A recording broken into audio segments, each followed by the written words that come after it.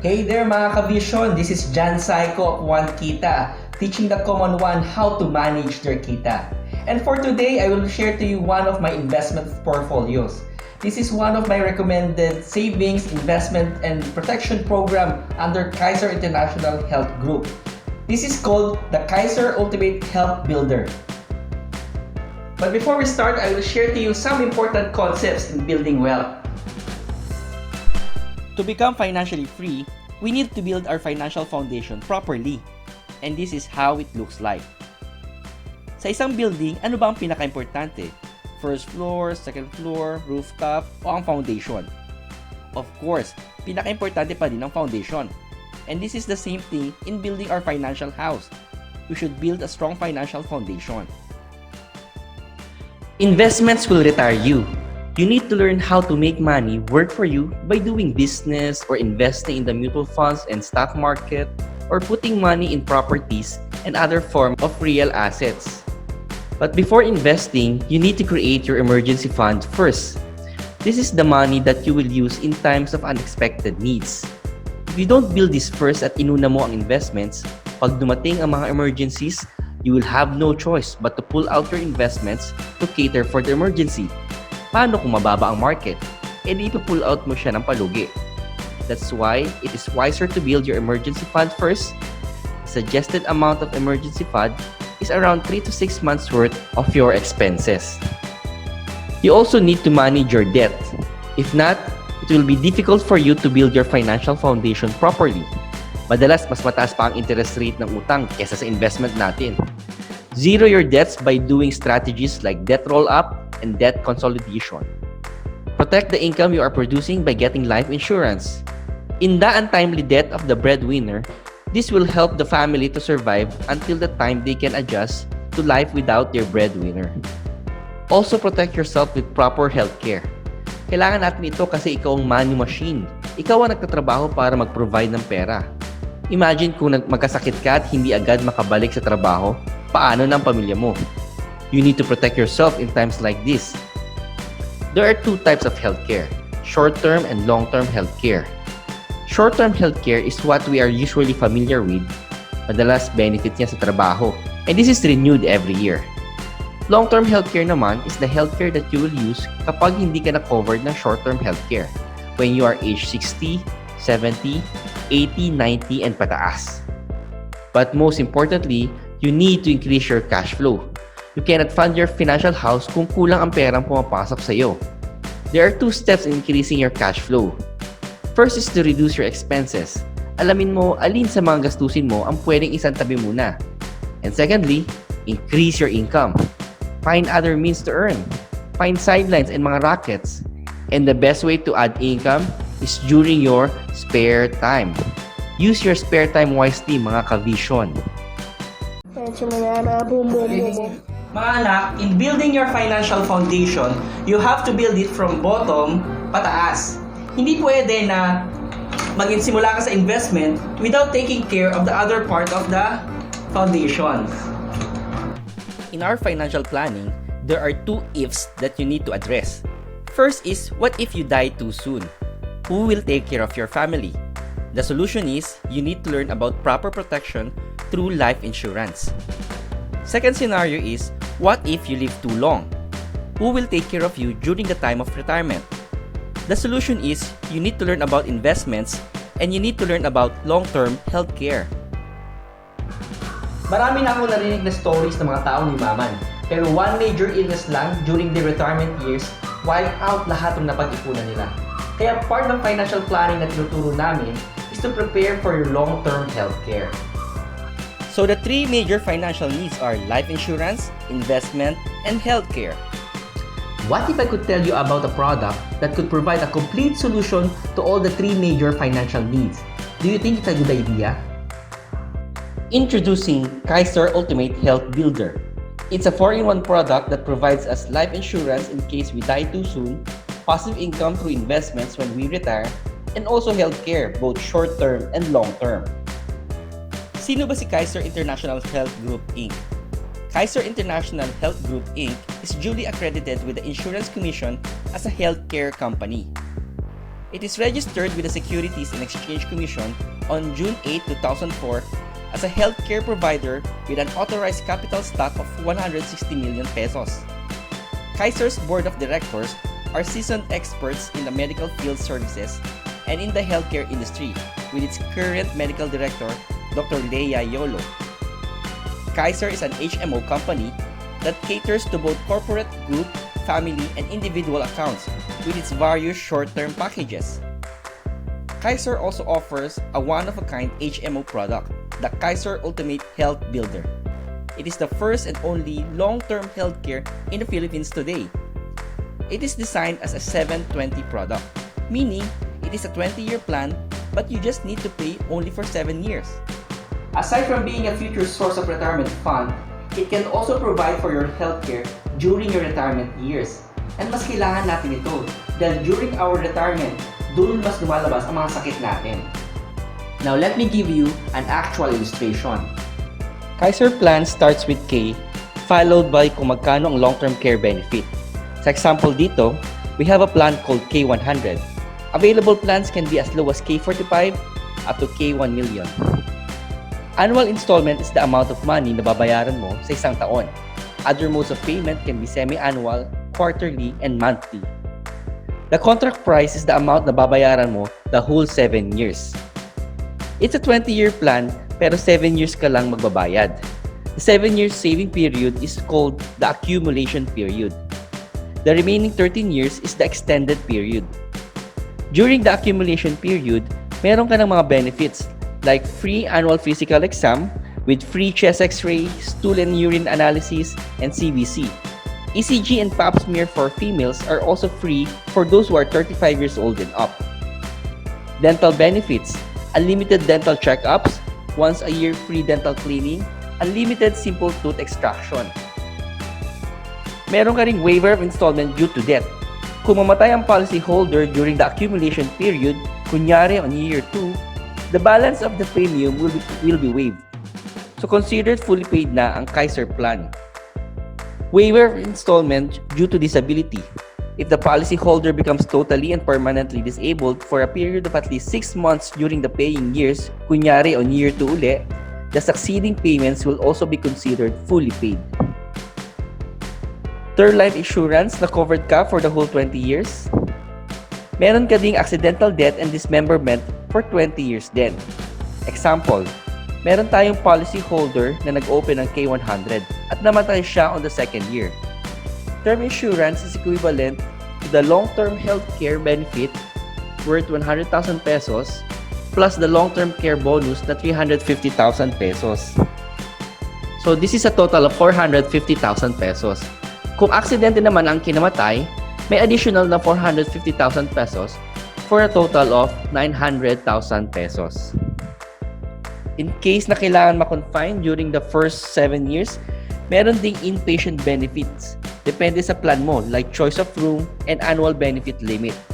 Kung hindi magamit ang Kaiser plan mo for confinement during the accumulation period, may bonus ka na makukuha na i-explain ko mamaya.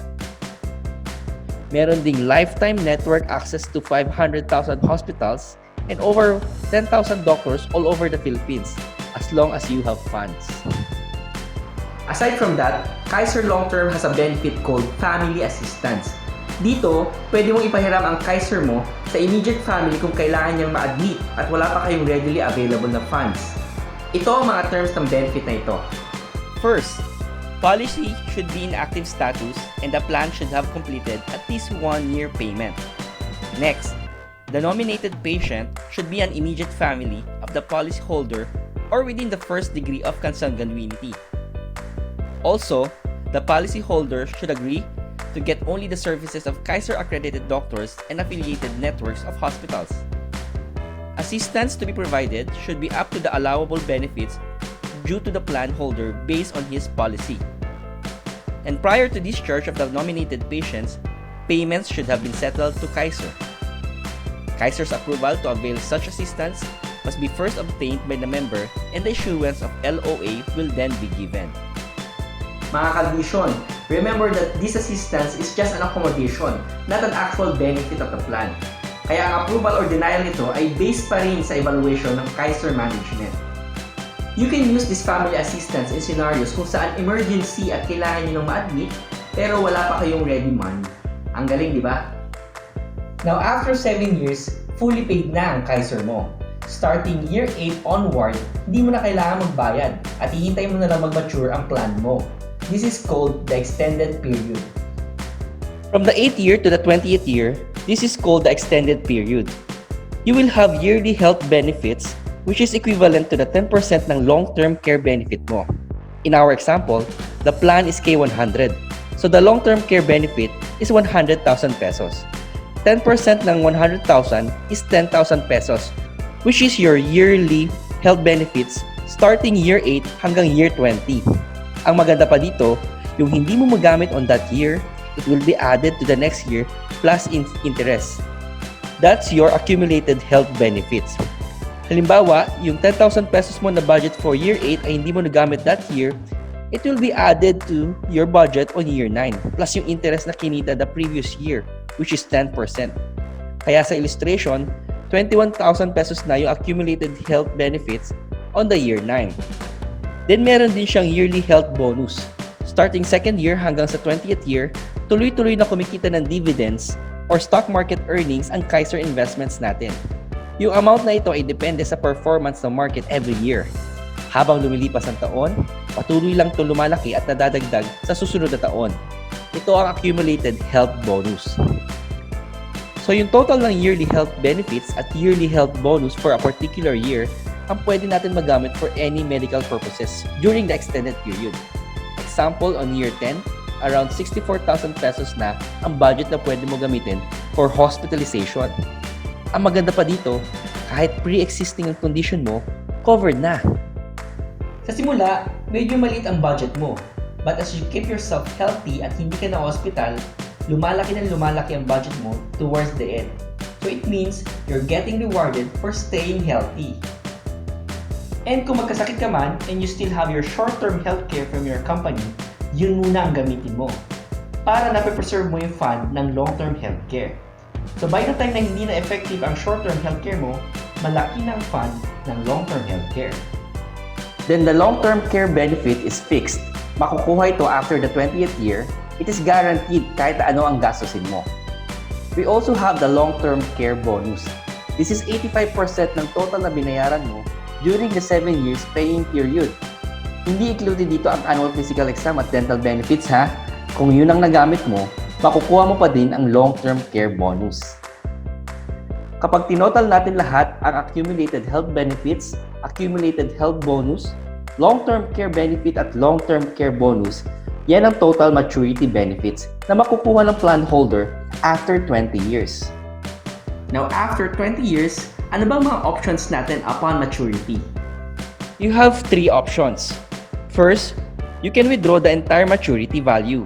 Pero pag ginawa mo ito, considered na fully availed na ang plan mo at wala ka ng healthcare benefits na magagamit during retirement. Second, pwede ring partial withdrawal. Under this, you have 2 options. Withdraw the yearly increments lang o yung tinutubo every year. In this option, aside sa tuloy-tuloy na health benefits mo, amounting to your total maturity benefits, covered ka pa din ng term life insurance up to age 8 years old, amounting to 25% of the total health benefits but not exceeding 1 million. Second option naman, you can withdraw up to 50% ng total health benefits mo. Tuloy-tuloy pa din ang health benefits mo pero wala nang term insurance. Last option is pwede mong iwan lahat ng fund mo. Whatever iwan mo sa Kaiser, tuloy-tuloy lang ang growth ng pera mo at tuloy-tuloy din ang mga health benefits. Bukod doon, meron ka din na term life insurance up to 8 years old, equivalent to 50% ng total maturity benefits mo, but not exceeding 2 million. Upon maturity, kung wala mapiling option ang plan holder after 30 days, the last option will apply. Also, if there are withdrawals due to non-medical reasons, the term life insurance will be automatically discontinued. During the first 7 years, hindi pa covered ang pre-existing conditions. But starting year 8 hanggang year 20, and also after maturity, covered na po ang pre-existing. Here are the examples of pre-existing conditions. Your Kaiser is also PhilHealth integrated. Upon admission, the hospital will ask you to fill up the PhilHealth reimbursement form. The remaining amount after PhilHealth is applied will be the amount that will be covered by Kaiser up to the maximum limit.